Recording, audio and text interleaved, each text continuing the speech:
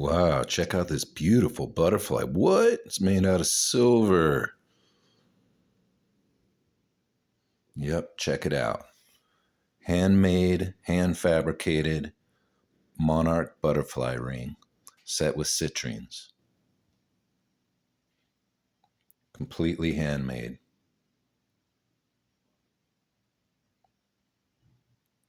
Turned out awesome.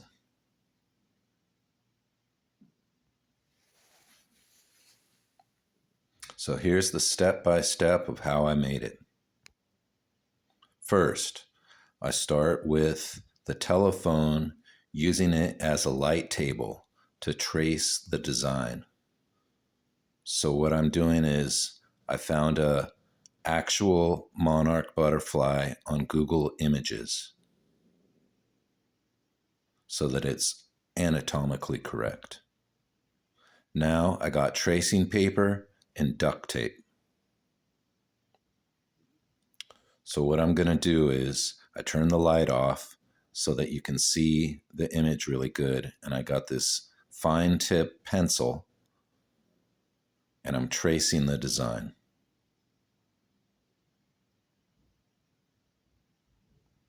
Got the top wings.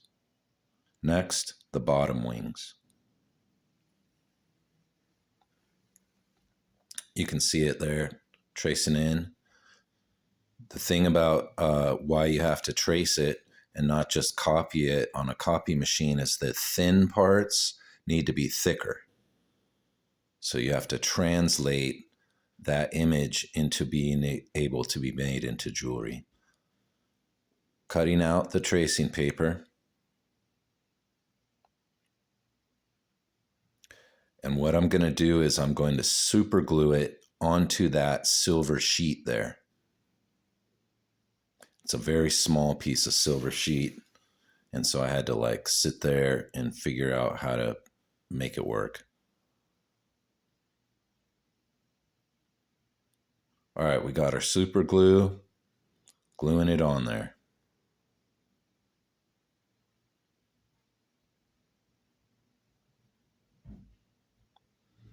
And like I said, it's used with, that image is traced on there with pencil. So what I do is I avoid rubbing my fingers on there as much as possible so that, the pencil doesn't wear away. All right, we got it. Next, I'm making the butterfly body. That is square wire, pretty thick, sterling silver.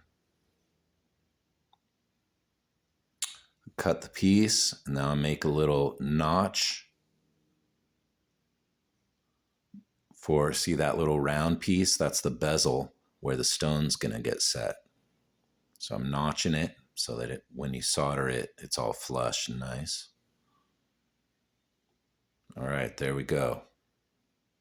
All right, onto the solder pad, charcoal block. All right, that's the fire coat. It protects the copper and the alloy. Sterling silver is 925 parts pure silver and 75 parts copper. So that bezel was flush with that. So I had to put that little piece of silver sheet underneath it so that that lip sticks up above the flat part of the square wire. Because you have to have metal to push onto the stone to keep the stone set. All right, soldered it on there. All right, so next we're gonna cut these wings out. Super, super thin saw blade there.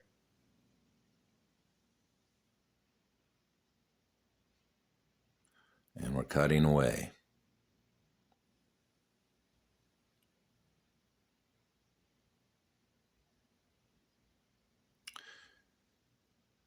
Sawing out stuff, it just comes to you after time, after you've done it enough. If you've never, if you're just getting into silver smithing, It's would be good to start with a big project like this because by the fourth wing there, you'll have it dialed in a little better. All right, cutting the outside.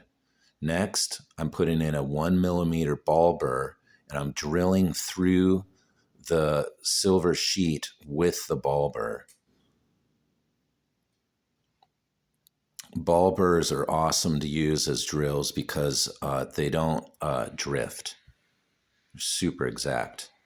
All right, you can see my thumb is, see how the burr is pressed against my thumb? I'm lining up the exact spot with my thumb and using it as a guide. See how my thumb is holding the side of the burr? So those holes that I'm drilling through there, those are where you're going to feed the saw blade through. And then the edge right there, I'm just doing little ball burr half drilled through for detail. All right, so I feeded the saw blade through and I'm cutting out the pattern. We got one done.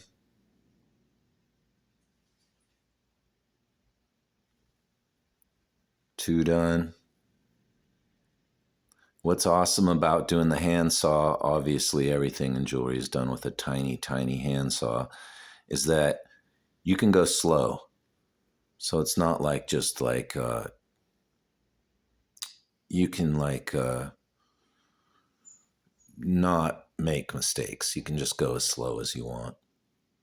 And you can go fast as you want too. It can get ripping. That little white chunk down there in the bench pan, that's wax. And you put wax on the blade every once in a while, which I love because skateboarding, you use wax on curbs. So here is the upper wing, zoomed in a little better. And there I am cutting out the detail.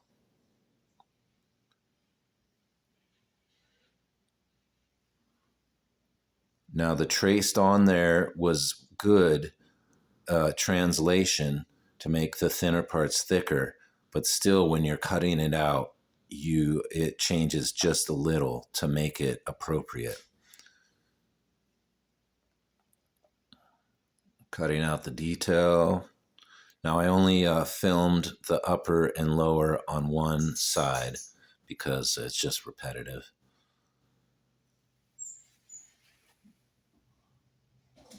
All right, there we go. Finishing up with that. There we go. Now here is the ring. I previously soldered this together already. And so what I'm doing now is I'm making this silver square wire round after I soldered it. There we go.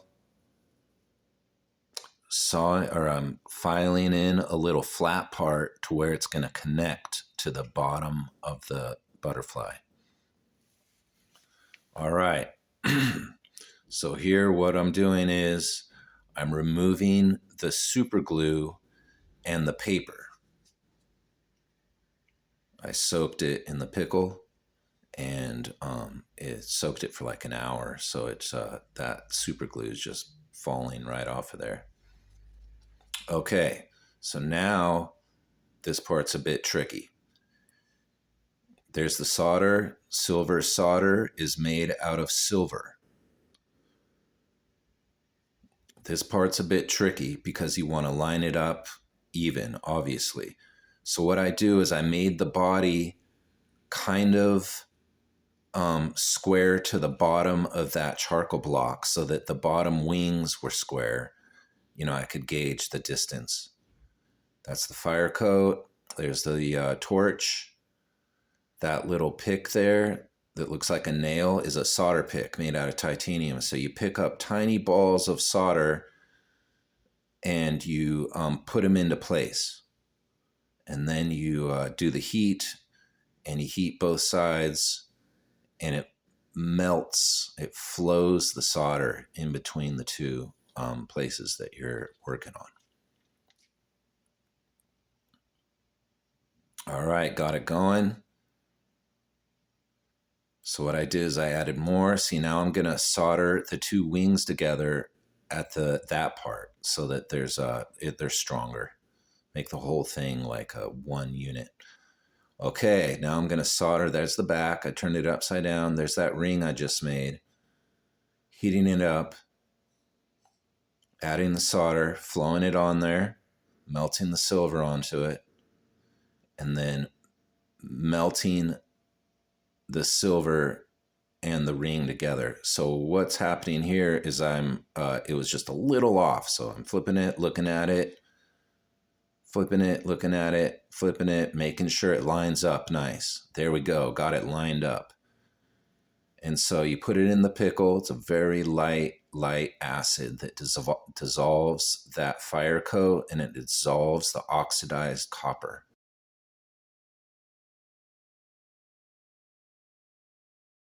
Dissolves the oxidized copper on the outer layer of the metal. And there we go. That's how it looks after you get it out of the pickle.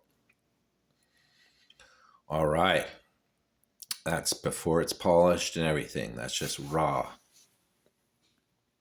So next step, we're going to set the stones. These stones are natural citrines. I went for the natural yellow to bring some accent of yellow into the situation because of the Monarch Butterfly. Okay, so what I'm going to do is I get a burr, I get the stone size. See that little notch in the bench is used for like support. So I got the stone. So I'm going to measure the stone and get the right size burr for that stone. Okay, we got the burr. Now I'm grinding out the seat for the stone. Takes a while. You go slow because you can definitely very easily have that thing set in there crooked. So now I'm filing the edge off around the bezel lip, and now I'm pushing the metal down. The reason I filed the little edge off is so that the metal was thinner and easy to push over the stone. Okay, so now I'm measuring out, doing the layout for the stones. I found the center of the bar diagonal going down lengthwise, and then I did equally spaced. Now I'm using a drill bit and I'm drilling out the holes.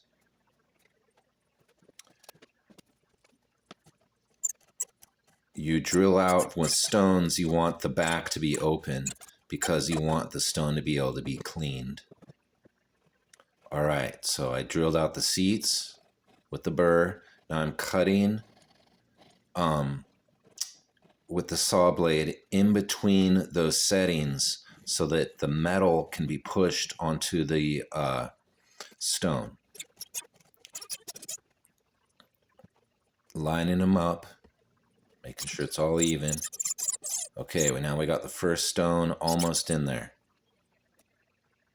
One of those burrs hit my finger there. You can see it's a little bloody. All right, so I got the first stone in there.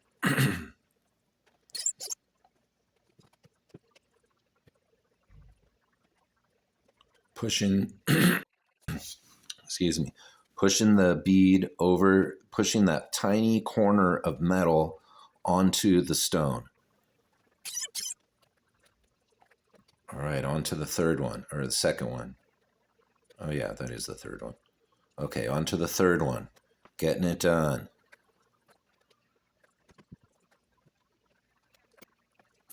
This one edit of the stone setting was 1 hour and 16 minutes. All right, so now I'm sanding the tail to make it roundy, and I'm cutting notches into it for detail. And there's a triangle, so you can see the bottom. I did it roundy on the bottom. And now I'm cleaning up pre-polish on the wings and the whole entire jewelry with pre-polish. All right, so now it's down to the final polish here.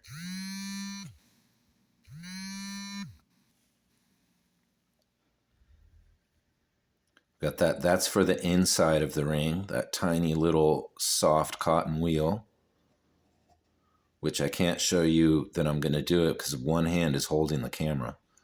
So there is the pre-polished, and then there's the final buff, high polish. I'm just going to show you the little corner there because I have to hold that with both hands. And you got to be delicate when you're polishing. So after I polish it up, it's going in the cleaner, the ultrasonic. All right, we got it going. A lot of work, a lot of hours went into this.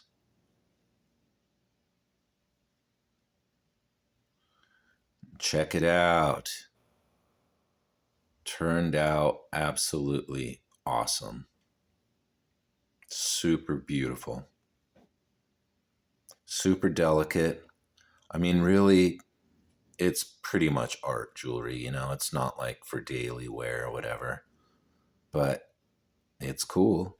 And it's fun to do as a jeweler because you got to make some things that are just fun every once in a while. Yeah, it looks cool on the rose.